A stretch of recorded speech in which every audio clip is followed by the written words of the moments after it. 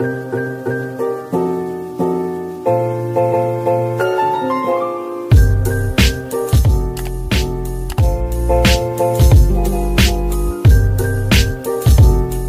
tout le monde, comment ça va? J'espère que vous allez bien, que tout se passe bien pour vous. Aujourd'hui, je vous retrouve pour une nouvelle vidéo. Aujourd'hui, c'est une journée qui va être sympathique. On reçoit des invités. Pour ceux qui ont suivi la vidéo d'hier le savent déjà. Et je suis en train de préparer mon repas complètement en retard. Voilà, il est très exactement 10h40. Vraiment 10h40 pile. Et normalement, j'aurais dû commencer ma journée à 9h. J'ai mis un réveil. Mon réveil a sonné, mais impossible de me lever. Vraiment, j'ai pas réussi à me lever.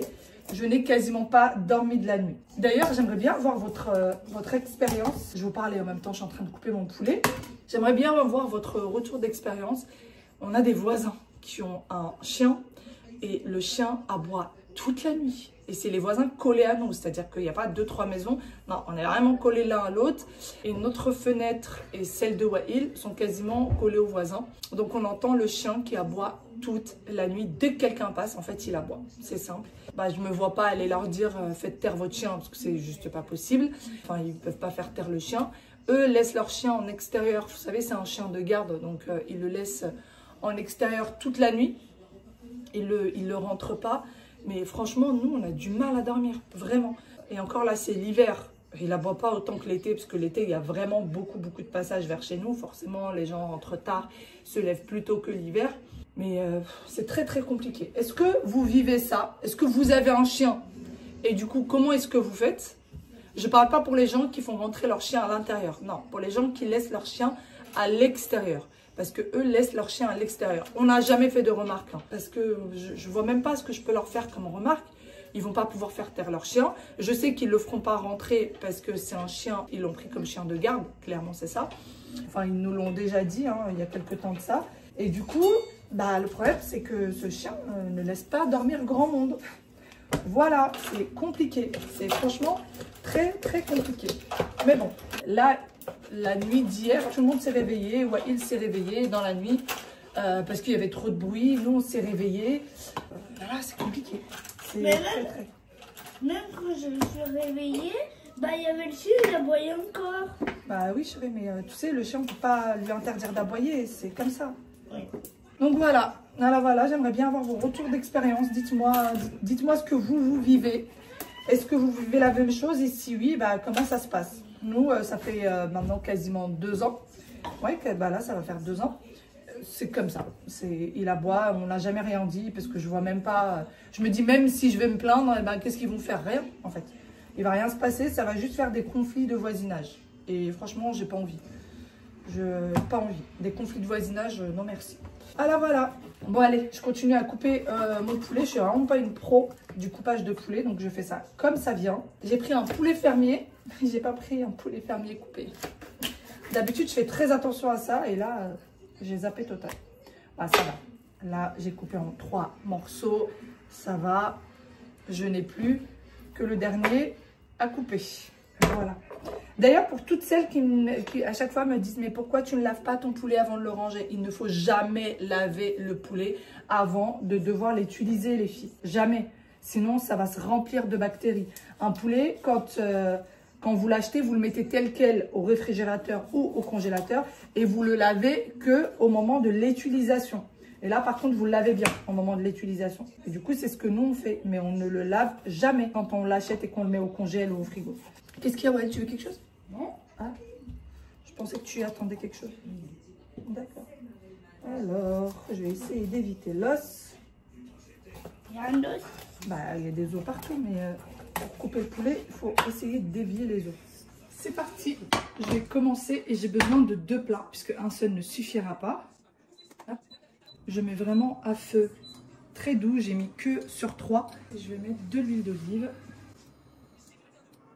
Ah oui, d'ailleurs, je ne vous ai pas dit ce que j'allais faire. Je vais préparer une paella. Je vous l'ai dit pour les personnes qui ont suivi ma vidéo hier. Ça sera paella pour mes invités aujourd'hui. J'ai un poulet entier, nettoyé, découpé, lavé, bien comme il le faut. J'ai également nettoyé et lavé 2 poivrons rouges et 3 oignons. Et on va découper le tout en petits morceaux. Et pour tout découper facilement, je vais utiliser ceci.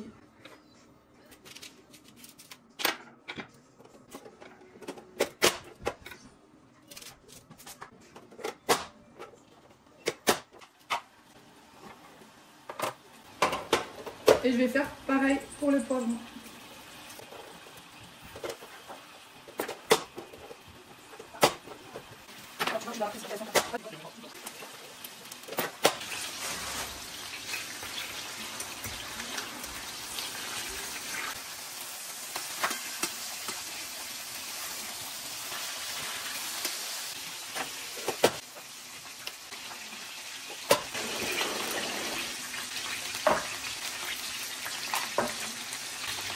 Je vais baisser un peu et je vais mettre la moitié de l'oignon ici.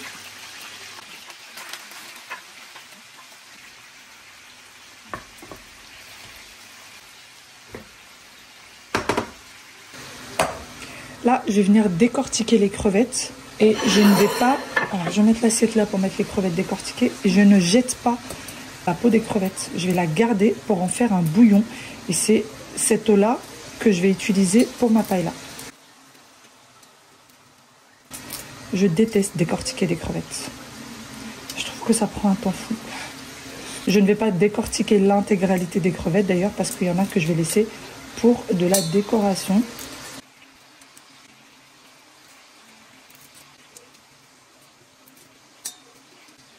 J'ai terminé de tout décortiquer et là je vais rajouter de l'eau. Je vais venir faire un bouillon, comme je vous disais.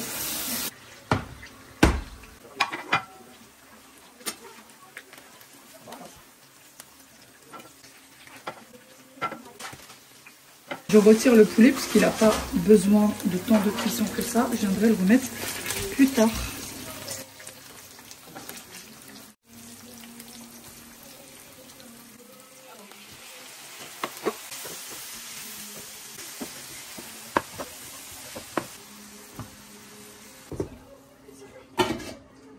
Là, je viens de mettre des moules et je vais faire cuire des moules. J'en ai laissé quelques-unes que je ne vais pas faire cuire parce que je vais les utiliser plus tard. Donc, ils sont de côté. Mais là, je dois avoir à peu près 1,5 litre de moules sur les 2 litres que j'ai prises, que j'ai acheté. Et on va les mettre à feu moyen et on va les laisser cuire tranquillement. Il me faudrait vraiment une plaque plus grande. Vraiment, vraiment. Après les crevettes et les moules, le calamar. J'ai pas trouvé le calamar en, vous savez, en roux. Donc j'ai pris ça. J'ai pris ce que j'ai trouvé et je vais venir le couper en fil lamelle. Comme ça.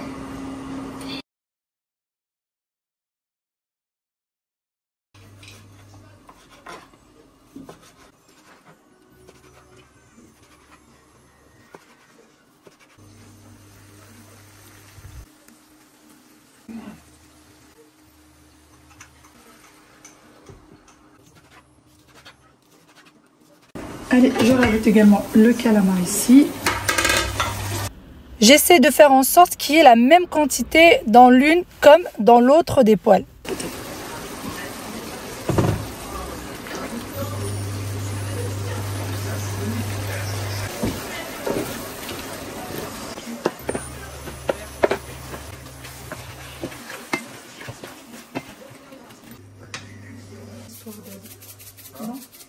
Un peu de sel, un peu de curcuma, du gingembre et je vais finir par le poivre.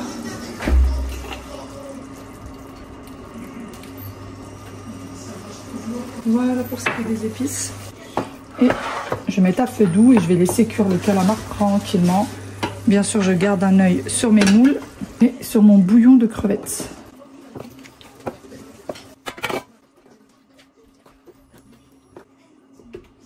Voilà où est-ce qu'on en est pour le moment. Les moules, toujours en train de cuire. Alors les moules, je mets rien, hein. Je mets juste les moules et c'est tout. Je mets pas d'eau, je mets pas d'épices, je mets vraiment rien du tout. Je les mets juste dans la casserole et je mets à feu doux. Ici, ben voilà, c'est en train de cuire. Pareil, à feu très doux pour éviter que ça brûle parce que tout à l'heure, ça avait commencé un peu à accrocher. Le bouillon de poisson de crevettes. Ici, on en est au même point aussi que là.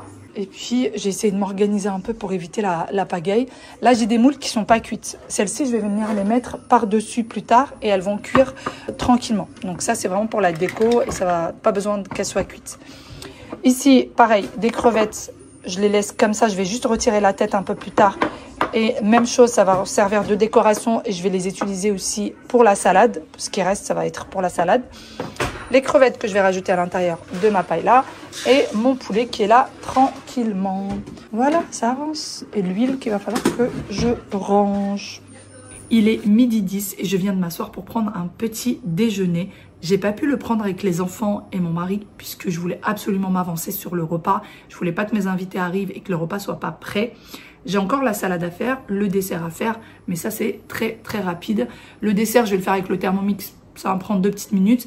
Et pour ce qui est de la salade, c'est pas, il n'y a rien à cuire, c'est juste à nettoyer, à couper, à mettre en place. Les enfants, eux, sont montés, sont en train de jouer. Ouais, il est en train de jouer avec ses Lego. Aya est en train de lire.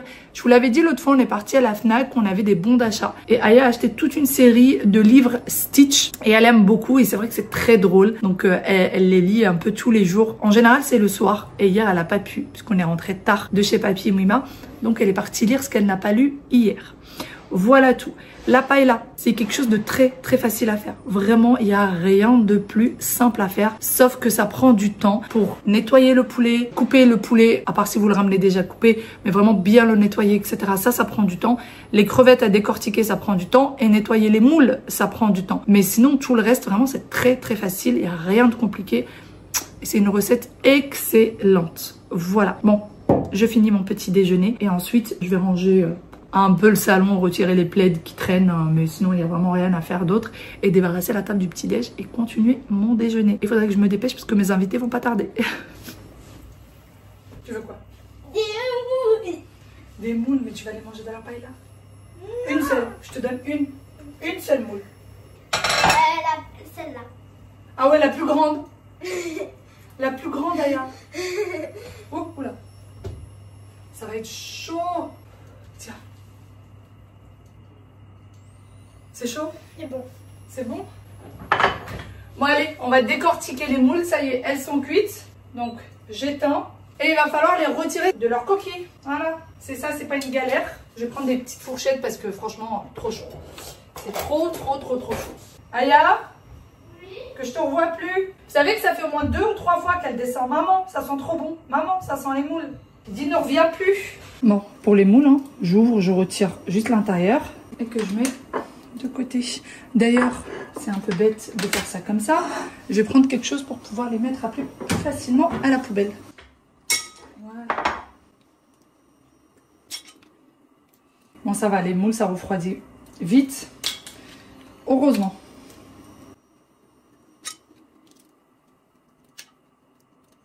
J'ai pas pris la plus grosse et la plus grande. C'est celle-là la plus grosse et la plus grande. C'est celle-là la plus grosse et la plus grande, et celle-là c'est quoi? Mais je t'avais dit de me laisser tranquille. C'est ta faute. Après mes mains ils vont tout seuls dans ta bouche. C'est ta faute. Bon, laisse-moi tranquille maintenant. Déjà que les moules décortiquées, ça donne une très très petite quantité, mais avec Aya dans les parages. J'ai l'impression que ceux-là ne sont pas cuits. Regardez la petite quantité que ça m'a sorti avec tout ça de moules. C'est parti, on va continuer. Bon bah je vais mettre le peu de moules que j'ai comme ceci. D'ailleurs là je n'ai pas rajouté 1 gramme d'eau. C'est juste l'eau des calamars et des légumes. Et je vais rajouter également des moules ici. Voilà. Le poulet que je vais venir remettre. Hop. Et voilà. Ensuite, je vais rajouter mes petites crevettes que j'ai décortiquées tout à l'heure.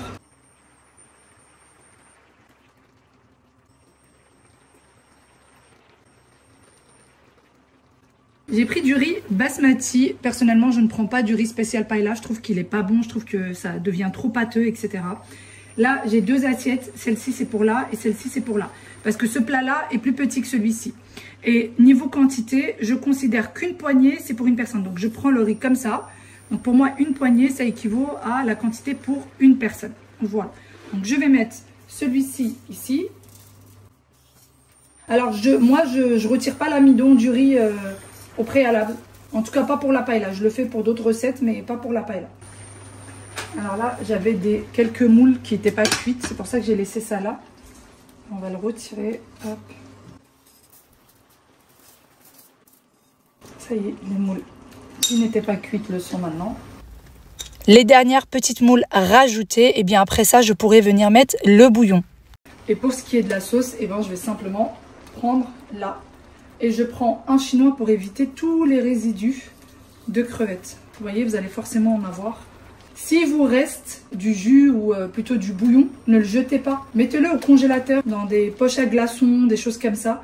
Et comme ça, vous pouvez l'utiliser pour une autre fois. N'allez pas le jeter, ça serait tellement dommage. En plus, c'est du fait maison, vous savez exactement ce qu'il y a dedans. Il n'y a pas de conservateur ni rien. Et c'est bien meilleur que le bouillon qu'on achète.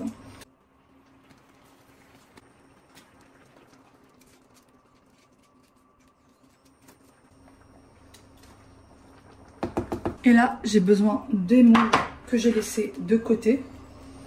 Alors, voilà.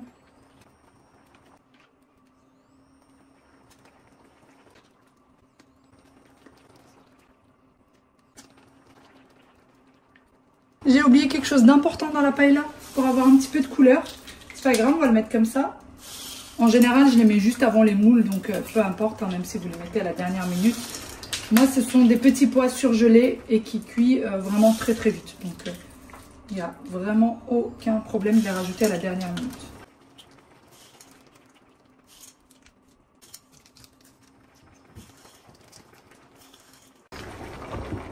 Et voilà. Je laisse toujours cuire à feu très très doux. Et pendant ce temps-là, moi je viens décortiquer le reste des crevettes, mais je décortique pas la totalité, je laisse la queue de la crevette. C'est juste pour mettre de la déco au-dessus, donc ça je vais le mettre vraiment à la dernière minute. Donc j'étais pas pressée de le faire tout à l'heure. Voilà. Et ça c'est encore une fois ce qui prend du temps. Et je trouve que quand on achète des crevettes déjà décortiquées, elles n'ont pas le même goût que quand on les achète comme ça. C'est parti pour la salade. Je vais faire un petit peu comme ça vient. J'ai pas vraiment d'idée en tête. Cette salade était vraiment en mode autodidacte complet. Parce que je ne savais pas du tout comment faire. Je ne savais pas combien de plats est-ce que j'aurais besoin. Vraiment, c'est venu comme ça. Donc, j'ai pris de la salade verte. C'est des salades que j'ai achetées en sachet, que j'ai bien lavé, bien évidemment. Ensuite, je rajoute du maïs, vous savez, en conserve, que je viens mettre comme ceci. Et je fais vraiment les choses comme ça vient. Et je me dis, on verra bien. Je veux juste que la salade soit jolie, qu'elle soit colorée et qu'elle donne envie d'être mangée. Ensuite, j'ai besoin d'endives que je viens mettre sur les côtés également. Ça fait très longtemps, ça fait des années que je n'ai pas fait de salade comme ça. Surtout qu'à la maison, on ne mange pas du tout de salade, on n'aime pas ça. Par la suite, eh bien, je prends les tomates cerises que je vais venir couper en deux. Alors, j'ai sorti la mozza et finalement, je ne vais pas en mettre là parce que je trouvais que ça n'allait pas donner de couleur. Et moi, je voulais absolument quelque chose qui donne de la couleur. Et pour continuer dans la fameuse couleur, j'ai pris des olives noires. Vous voyez, ça réveille tout de suite notre petite salade. Et je termine par des crevettes. Qu'est-ce que vous en pensez? Est-ce que vous trouvez la salade sympa? Est-ce que vous auriez envie de la manger? Et je termine par une troisième salade. Ce n'était absolument pas prévu. Je n'avais plus de salade verte. Par contre, j'avais encore des endives et que je viens mettre dans le fond de mon plat. Ensuite, je mets les tomates cerises que j'ai coupées toujours en deux. Par la suite, je vais rajouter quelques olives noires. Et par la suite, j'ai coupé également la mozzarella et que je vais venir rajouter. Là, vraiment, j'ai essayé de rajouter de la couleur, mais au bout d'un moment, je n'avais plus d'idée. J'ai pris également de l'avocat. Et là, j'ai des tomates séchées que je vais venir rajouter également. Bon, ça y est, j'ai quasiment terminé. Mes invités, il y en a qui sont là et d'autres qui sont extrêmement en retard, qui ne sont même pas encore sortis de chez eux, sachant que c'était pour le déjeuner et qu'il est 13h40. Voilà. Sinon, les paellas sont finis, les salades également, la vaisselle, ça y est lavée. Même le lave-vaisselle est en train de tourner. Et là, je vais faire un gâteau. Et c'est parti, je vais faire un simple gâteau au chocolat pour le dessert ou pour passer avec du thé à voir. Donc je vais préparer un petit gâteau et je vais surtout essuyer tout ça et ranger. Il me reste une casserole. D'ailleurs, c'est la casserole dans laquelle j'ai fait les crevettes, dans laquelle j'ai fait bouillir les crevettes. Et je vais vous montrer du coup ce que j'ai fait. Voici du coup pour le bouillon. Ça y est, c'est ce qui me reste. J'attends que ça refroidisse bien et direction le congélateur. Les paellas, les voici. Voilà, voilà. Et puis les salades. Donc j'ai fait ces deux mêmes. Et puis celle-ci qui diffère un petit peu. Là, on a des tomates séchées. On a avocat, tomates, oignons, n'importe quoi. Endives, olives, tomates cerises. Voilà, voilà. Allez, je vais m'occuper de ça. Et je vais m'occuper de mon gâteau. Bon, c'est parti. Je vais m'occuper de ça parce que j'ai un petit peu de temps. Donc j'ai pris un autre chinois.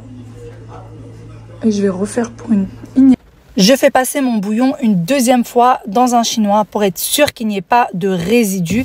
Et vous voyez avec moi, il reste toujours un peu de résidus. Ensuite, je mets ça dans des poches à glaçons et direction le congélateur. Sur ce, j'espère que cette vidéo vous a plu. Je vous fais de très gros bisous. À demain. Bye bye.